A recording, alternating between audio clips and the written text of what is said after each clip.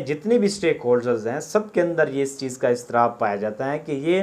कानून आखिर है क्या, इसमें क्या पेचीदगियाँ हैं, और ख़ास कर जो आम आवाम है उनके अंदर एक बड़ा एक इस्तराब पाया जाता है कि ये किस किस्म का एक्ट ला रहे हैं जिससे मुआशरे के अंदर जो है वो किस किस्म की तब्दीलियाँ रूनुमा होंगी। तो इस वक्त सोशल मीडिया हो गया, प्रिंट मीडिया हो गया, इलेक्ट्रॉनिक मीडिया हो गया, सब के ऊपर एक ख़बरों की जीनत बना हुआ है और लोग बड़े इस पर तबसरे कर रहे हैं और ट्विटर पे भी ये टॉप ट्रेंड पे रहा है। तो ये मामला जो है बहुत ही तूल पकड़ गया है। तो बहुत सारे लोग ये कह रहे हैं कि ये जो कानून बनाया जा रहा है ये